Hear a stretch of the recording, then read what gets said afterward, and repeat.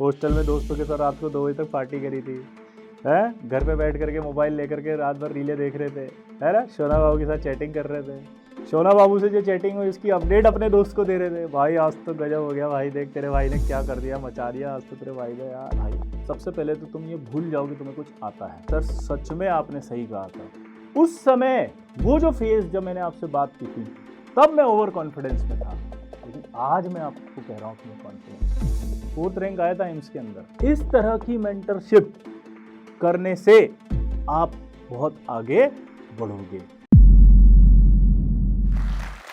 Hi hello everyone, I am Vishal Joshi, आपका प्यारा विजय sir, और मैं आज आया हूँ जोशी नहीं जोश टॉक में।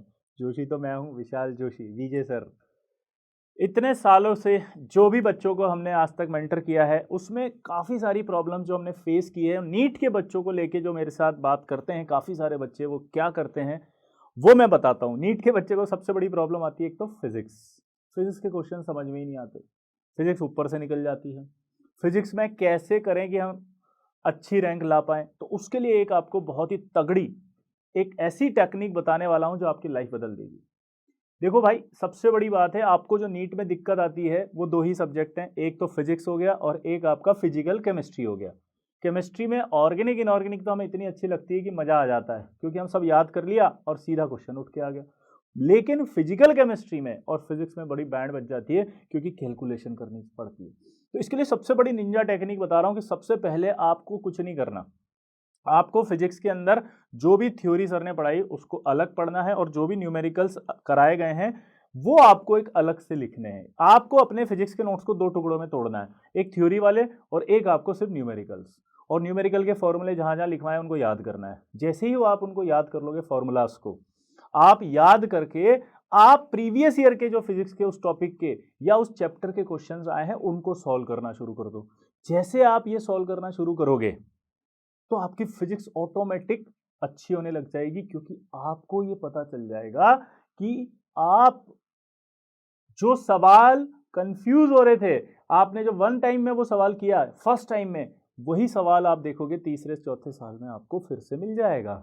तो कहीं ना कहीं आप जब देखोगे तो आपको पता लगेगा, अरे तो 360 डिग्री पे ही घूम रहा है सब कुछ, यूनिवर्स आपका पकड़ में आ जाएगा आपको कि यार ये सवाल बार बार रिपीट होते हैं या इसी कॉन्सेप्ट के सवाल रिपीट हो रहे हैं, और इसी तरह के क्वेश्चंस की प्रैक्टिस मुझे करनी है जो सवाल आपके गलत हो रहे हैं।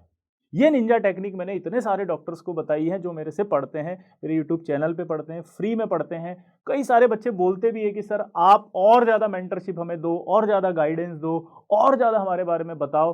तो वही चीज़ मैं आज आपको यहाँ पर बताने आया हूँ, जिसका उपयोग करके आप अपने डॉक्टर बनने के सपने को पूरा कर सकते हैं।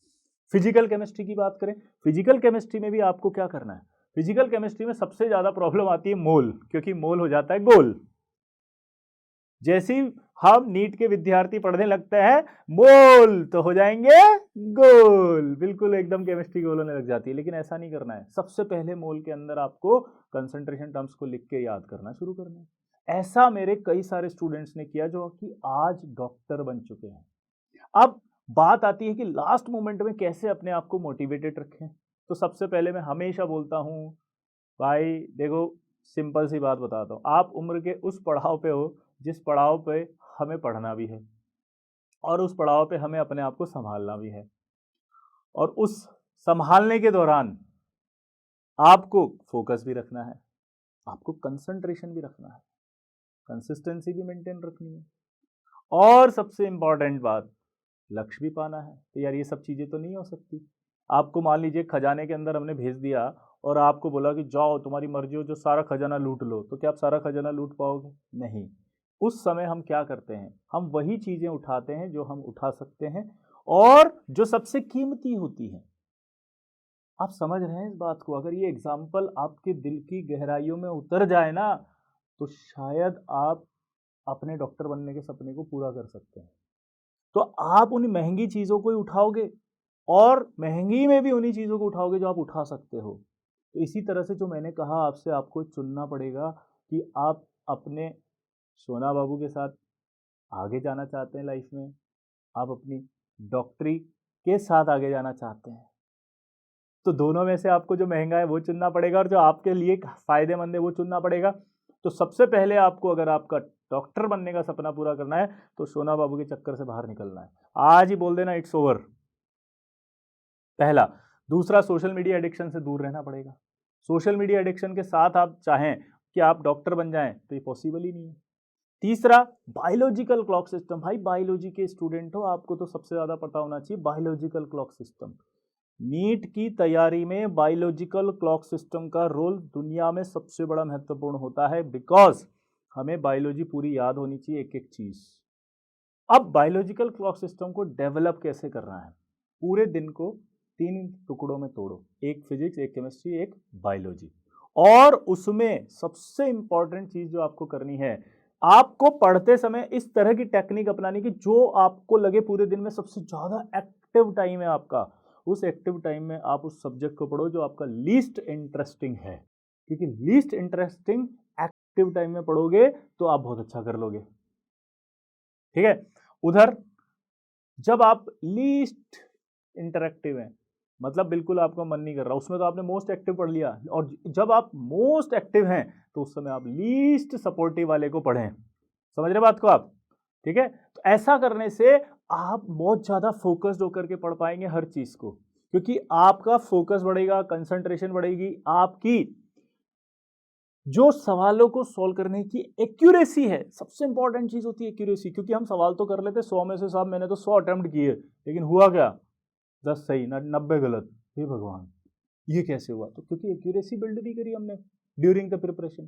प्लस आप पढ़ते समय जब भी सवाल करें, एज अ टेस्ट पेपर करें, as a test paper.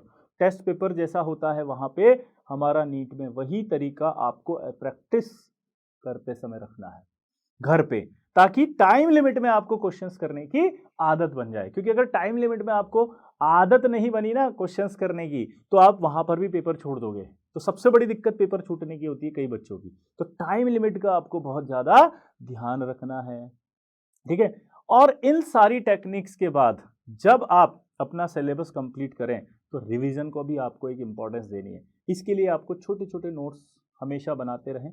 Important reactions, important formula, important points, इसका एक आपके पास बुकलेट होना चाहिए जो लास्ट के 7 से 15 दिन के बीच में आपको पढ़कर जाना है।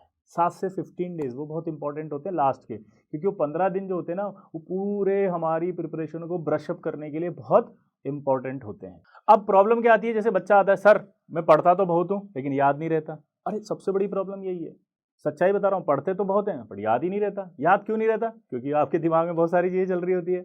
हॉस्टल में दोस्तों के साथ रात को 2 बजे तक पार्टी करी थी, है घर पे बैठ करके मोबाइल लेकर के रात भर रीले देख रहे थे, है ना, शोना बाबू के साथ चैटिंग कर रहे थे, शोना बाबू से जो चैटिंग हुई उसकी अपडेट अपने दोस्त को दे रहे थे, भाई आज तो गजब हो गया भाई, देख तेरे भाई ने क्या कर दिया, मचा दिया आज तो तेरे भाई ने यार, अरे जिंदाबाद यार, सफल हो गया।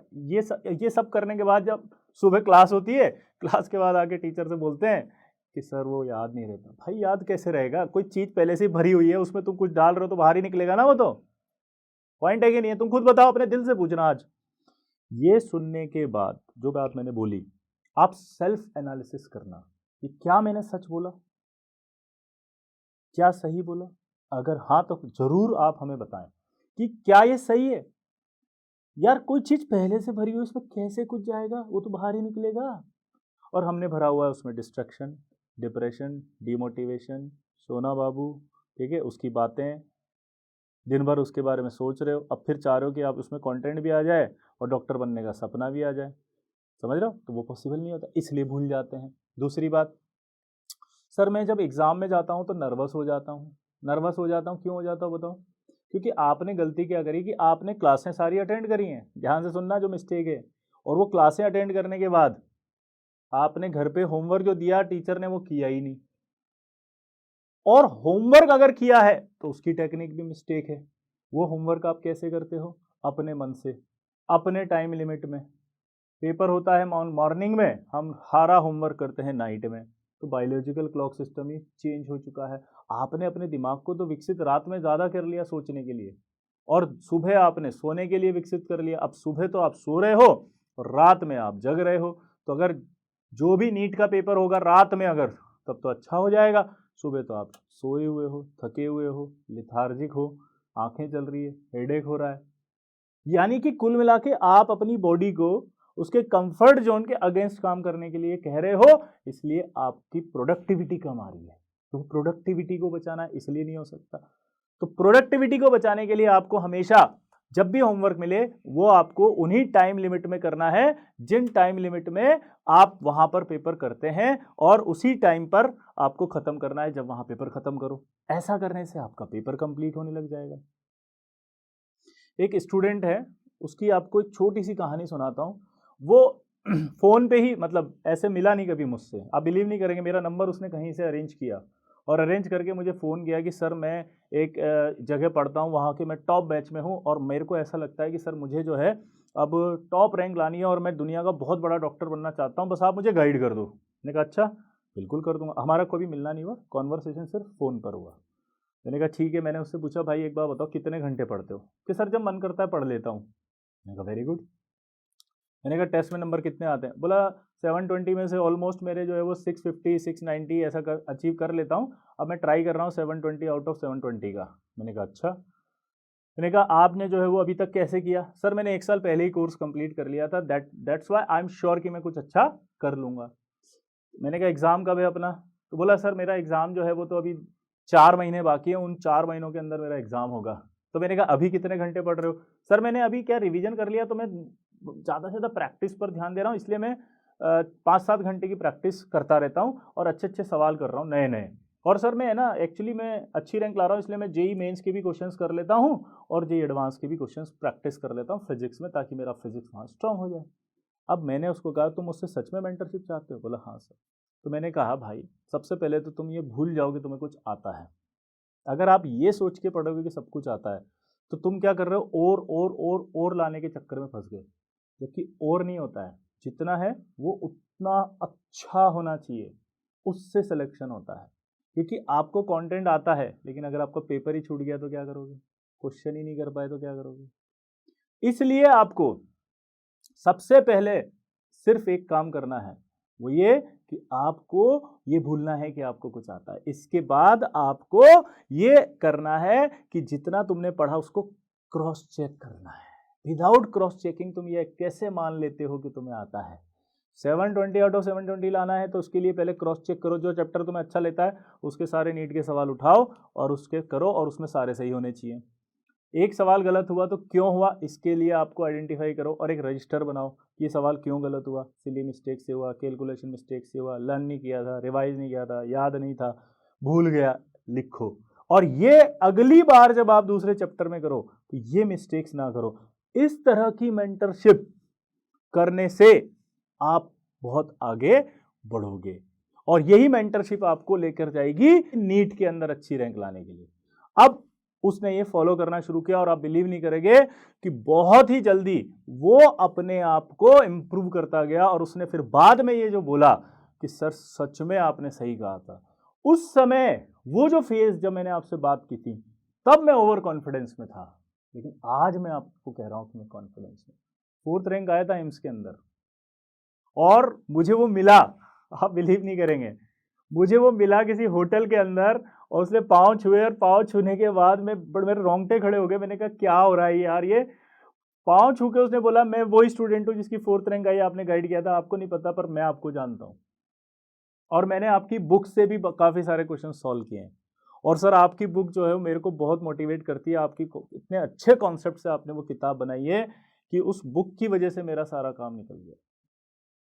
अब आप सोचो कि आप किसी की लाइफ बदल सकते हो, आपको खुद को नहीं पता होता, लेकिन जो लाइफ बदलना होता है उसमें स्ट्रेटजी तो हमारी होती है, लेकिन उसको आप ईमानदारी से अप्लाई खुद करते हैं, हम नहीं करते। आपके अंदर वो जज्बा होना चाहिए, वो जुनून होना चाहिए, वो लगन होनी चाहिए जिसकी वजह से आप अपने टारगेट को प्राप्त कर सकते हैं। तो क्या आज आप ये ठान सकते हैं, मान सकते हैं कि आप भी एक दिन उस बच्चे की तरह टॉप रैंक लाके दिखाएंगे? अगर हाँ तो मेरी तरफ से आपको बहुत बहुत शुभकामनाएं, बेस्ट ऑफ लक, और शुभकामनाओं के साथ थैंक यू वेरी मच। फिर से मिलेंगे, टाटा बाय।